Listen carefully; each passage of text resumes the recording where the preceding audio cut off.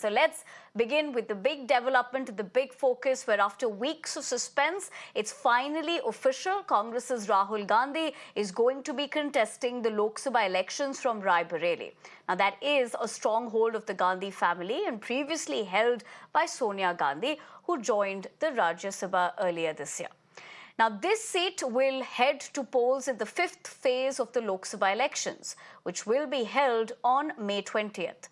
Rahul will be contesting against BJP's Dinesh Pratap Singh, who serves as a minister in the Yogi Adityanath cabinet in Uttar Pradesh. Remember, the Congress, which is contesting 17 Lok Sabha seats in Uttar Pradesh as part of the seat-sharing deal with the Samajwadi Party, had announced candidates for all the seats barring Amethi and Rai Bareli.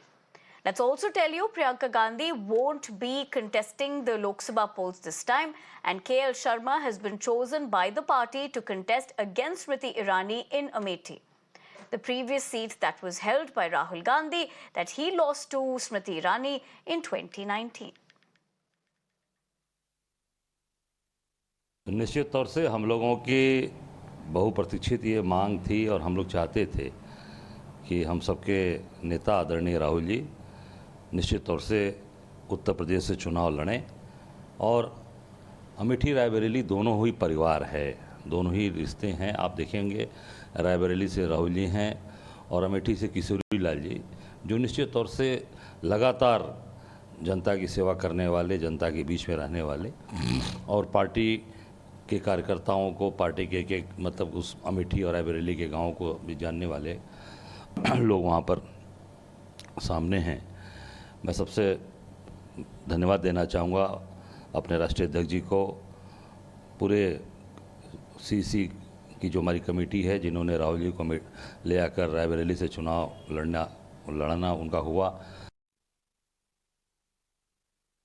Rahul Gandhi ji Wayanad से बुरी तरह से चुनाव हार रहे हैं, इसीलिए आज वो अमेठी को छोड़कर अब रायबरेली से आज पर्चा भरने जा रहे हैं। हालात इतने बुरे हैं कांग्रेस के कि अमेठी सीट जो उनकी पारिवारिक सीट थी, उस पर कोई कार्यकर्ता चुनाव तक लड़ने को तैयार नहीं है और पंजाब से केएल शर्मा जी को चुनाव लड़ने को लाया गया है। मैं राहुल गांधी जी को बताना चाहता हूं, तुम देश संभालने की बात करते हो, ना तुम अमेठी संभाल पाए, ना तुम वायनाड संभाल पाए, अब रायबरेली भी तुम इसी तरह ही खत्म करोगे। वहां के लोग भी तुम्हें बड़े मार्जिन से हराएंगे, क्योंकि जो आदमी अपना एक कॉन्स्टिट्यूएंसी ना संभाल सके, उसको अधिकार नहीं है देश की बात करने का। आखिरकार इस सस्पेंस से पर्दा उठ गया कि राहुल गांधी और प्रियंका गांधी रायबरेली अमेठी से चुनाव लड़ेंगे या नहीं लड़ेंगे। आधिकारिक घोषणा हो चुकी है, राहुल गांधी और रायबरेली से चुनाव लड़ेंगे और अमेठी से सोनिया गांधी के संसदीय प्रतिनिधि केएल शर्मा को कांग्रेस पार्टी ने मैदान में उतारा है।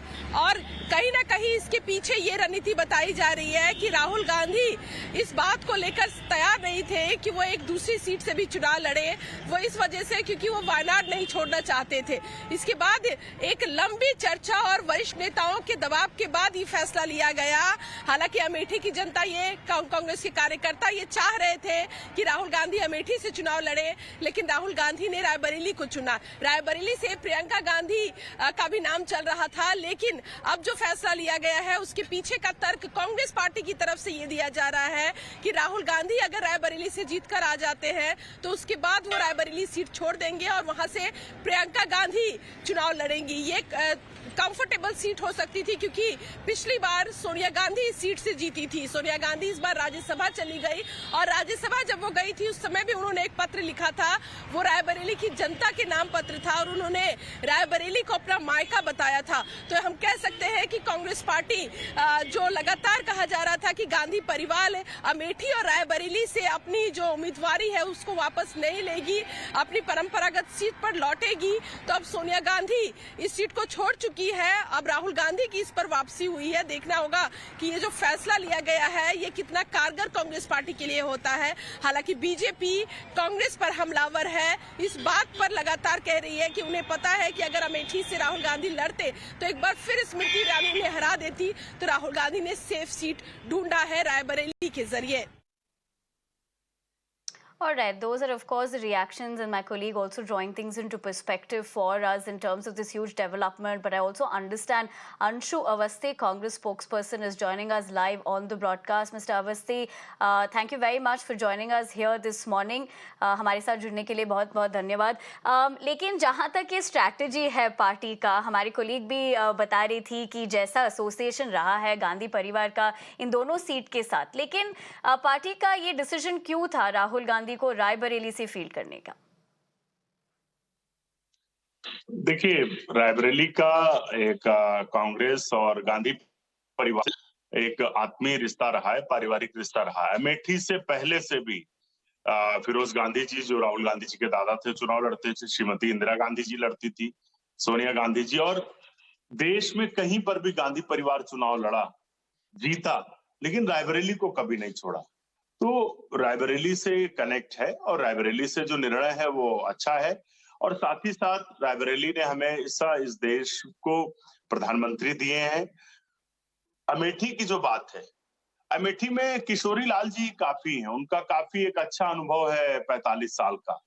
और अमेठी में जो बीजेपी ने, स्मृति ईरानी ने वहां के लोगों से झूठ बोला, तो के.एल. शर्मा जी चाणक्य माने जाते हैं, वो चाणक्य हैं हमारे।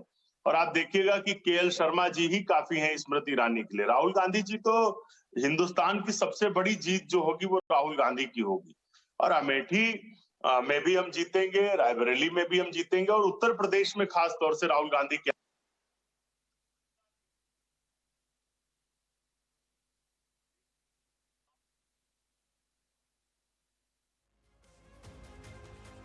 अवस्थी जी, अगर आप म्यूट पे हैं अपने आप को अनम्यूट कर दीजिए. लेकिन that is of course essentially Mr. Awasthi telling us as to what the decision behind this rejig of the party is concerned. Remember, he's the Congress spokesperson from UP, and he's helping us better understand why he thinks that this is the need of the hour for the party. Awasthi ji, जहाँ तक आप बता रहे थे कि ये of course strategy रहा है पार्टी का, और ऑफ कोर्स जैसे कि एसोसिएशन रहा है, लेकिन बीजेपी का भी इस पे रिएक्शन आया है. सबसे पहले वो जो जितना लेट इसको अनाउंस करने में किया गया, कहीं ना कहीं उनका ये भी कहना है कि पहले ही हार मान चुकी है पार्टी. देखिए, अगर रायबरेली अमेठी को कहिए तो आपने भी ये बात कही कि गांधी परिवार से एक अच्छा रिश्ता है, पीढ़ियों से है। लेकिन मुझे बताइए, भाजपा को तो रायबरेली चुनाव हारना ही था, तो भाजपा ने इतना लेट क्यों किया? देखिए, हम बीजेपी के किसी भी कमेंट उस पर नहीं जाते। हम इस बात से प्रसन्न हैं कि गांधी परिवार ने अपनी परंपरागत सीट को इलेक्शन के लिए चुना है, और उत्तर प्रदेश में इंडिया गठबंधन को इसका एक अच्छा खासा फायदा होगा। हम और ज्यादा सीटें जीतेंगे। उत्तर प्रदेश में इंडिया गठबंधन अब 50 से ज्यादा सीटें जीतेगा, और बीजेपी अंदर ही अंदर घबराई हुई है, क्योंकि पूरे देश में जो लोकप्रियता राहुल गांधी की हुई है, जो लोगों का विश्वास राहुल गांधी के ऊपर है। कोविशील्ड के मुद्दे पर भी राहुल गांधी ने कहा था कि इस वैक्सीनेशन का ट्रायल प्रॉपर नहीं है, मेडिकल गाइडलाइन फॉलो नहीं, लेकिन भाजपा नहीं मानी। आज बीजेपी तो अपने हर एक बात पर फेल हो गई है। वो लोग क्या हम पर टिप्पणी करेंगे, जिन्होंने इस देश के लोगों की जान की परवाह नहीं की? वो हमारी हार की परवाह कर रहे हैं, जीत की परवाह कर रहे हैं। बड़ा आश्चर्य होता है, बड़ा हंसी आती है कि भाजपा लोग कितना हताश हो चुके हैं। अब ये भी देख रहे हैं कि अमेठी से क्यों नहीं लड़े, तो नुक्ताचीनी कर रहे हैं। 13 रुपए किलो शक्कर वालों को अमेठी की जनता हराने जा रही है। और आप देखिएगा, के.एल. शर्मा अमेठी में रिकॉर्ड मतों से जीतेंगे। हिंदुस्तान की सबसे बड़ी जीत राहुल गांधी की जीत होगी। भाजपा के जो पैर हैं वो उखड़ चुके हैं, क्योंकि इन्होंने देश के लोगों से धोखा किया है, देश के लोगों की जान से खिलवाड़ किया है कोविशील्ड वैक्सीन लगवाकर। बीजेपी को पहले उस पर जवाब देना चाहिए। कांग्रेस, राहुल गांधी को आप कुछ भी बोलने से पहले देश की जान के, लोगों की जान की चिंता करनी चाहिए, जिससे आपने खिलवाड़ किया है। जी Awasthi ji, essentially of course you are predicting how the polls is going to be panning out in terms of especially this particular seat. लेकिन हमारे साथ जुड़े रहिए, मेरी जो कोलीग है श्वेता भी हमारे साथ स्टूडियो में है, वो भी आपसे बातचीत करना चाहेंगी. Shweta, of course he's made his predictions, he's talking about how it's going to pan out. Of course politically speaking, we know these war of words are going to be happening, the questioning of delay as well. But over to you as to how you would want to analyze this with Mr. Awasthi. बिल्कुल, thank you निवेदना. Awasthi ji, सबसे पहले शुक्रिया मेरा नाव पर आने के लिए। एक बड़ी खबर है, जनता को भी बेसब्री से इंतजार था कि आखिर जो आपकी पारंपरिक परंपरागत और सबसे अहम सीट है रायबरेली और अमेठी, उसके उम्मीदवारों का आपने ऐलान कर दिया और यहाँ पर आप बहुत आत्मविश्वास से भरे हुए भी दिख रहे हैं। आपसे ये जानना चाहूंगी, जिस तरीके से बाकी जो राजनीतिक दल हैं उनका भी कहना है और जो खबरें सामने आ रही थी कि प्रियंका गांधी और राहुल गांधी, देखिए इन दो लोगों के नाम के ऐलान की जनता को फिलहाल बेसब्री से इंतजार था, लेकिन प्रियंका गांधी का बैकफुट पर जाना और वहां से जिस तरीके से आपने अमेठी से, हालांकि 30-35 साल से शर्मा जी वहां से हैं, लेकिन बैक ऑफ द कैमरा वो काम कर रहे थे, वो रणनीति बना रहे थे। आपने उन्हें, कांग्रेस पार्टी उन्हें दंगल में ले आई, प्रियंका गांधी को कहीं पीछे रहना पड़ा, चाहे उनकी मर्जी चाहे पार्टी का डिसीजन था। वहीं राहुल गांधी, जो कि सबको इंतजार था कि अमेठी से लड़ेंगे, आपने रायबरेली से उन्हें उतार दिया। देखिए, आपके 3 सवाल हैं कि प्रियंका गांधी बैकफुट पर क्यों है, केएल शर्मा को फ्रंट फुट पे क्यों, राहुल गांधी की सीट क्यों बदली। मैं जवाब देता हूं, थोड़ा सा समय चाहिए। देखिए, सबसे पहली बात यह है कि प्रियंका गांधी जी और राहुल गांधी देश में डिमांड है। ये लोकसभा पूरे देश का चुनाव है और जब सोनिया गांधी जी चुनाव लड़ती थी तो प्रियंका गांधी जी ही चुनाव की कमान संभालती थी। आप यकीन करिए, प्रियंका गांधी जी ने नॉमिनेशन भले ही नहीं किया है, लेकिन रायबरेली और अमेठी दोनों जगहों की चुनाव कमान प्रियंका गांधी संभालेंगी और प्रियंका जी के नेतृत्व में ही हम, मैंने क्या कहा कि पूरे देश में जरूरत है, इसलिए उन सारी चीजों की, जो कि 2024 का चुनाव बहुत इंपॉर्टेंट है, इस देश के संविधान और लोकतंत्र को बचाने का चुनाव है। तो हमें ये देखना पड़ेगा कि हम पहुंच रहे हैं कि नहीं पहुंच रहे हैं। इंडिया गठबंधन, कांग्रेस जीतना पूरे देश में हर क्षेत्र में जरूरी है, इसलिए प्रियंका गांधी जी ने ये निर्णय लिया, हम उनका धन्यवाद देते हैं। KL Sharma ji front foot पर क्यों आए? देखिए, केएल शर्मा जी हमेशा फ्रंट है। वो राजीव गांधी जी ने उनको, जब यूथ कांग्रेस के वो पदाधिकारी थे तो उन्हें कोऑर्डिनेटर नियुक्त किया। अमेठी में वो अपॉइंट हुए थे 40 साल पहले और अमेठी के घर घर से, कण कण से वाकिफ है वो। सोनिया गांधी जी ने उन्हें अपना प्रतिनिधि बनाया और जीत के वो चाणक्य माने जाते हैं। इतने विपरीत परिस्थितियों में उन्होंने अवस्थी जी आपको रोकना चाहूंगी, आपको रोकना चाहूंगी। यानी आप केएल शर्मा जी के बारे में कह रहे हैं कि उन्हें अमेठी के घर घर वो जाते रहे, उन्हें मालूम है अमेठी की जनता उनसे नाराज नहीं है, तो प्रियंका गांधी वाड्रा आखिर क्यों नहीं? जब KL Sharma ji front foot पे खेल सकते हैं तो प्रियंका गांधी क्यों नहीं? क्योंकि जनता को उनका इंतजार था। आपको मैंने वो जवाब दे दिया और मैं आपको बता रहा हूं कि अमेठी की जनता केएल शर्मा जी को भारी मतों से जिताकर भेजेगी और ये जो निर्णय है वो हमका कांग्रेस पार्टी, गांधी परिवार, मैंने कहा पारिवारिक रिश्ता है अमेठी रायबरेली से। जो भी निर्णय होता है कि लोगों से पूछ कर ही होता है, हम तानाशाही थोपते नहीं, हम सलाह लेते हैं, सुझाव लेते हैं।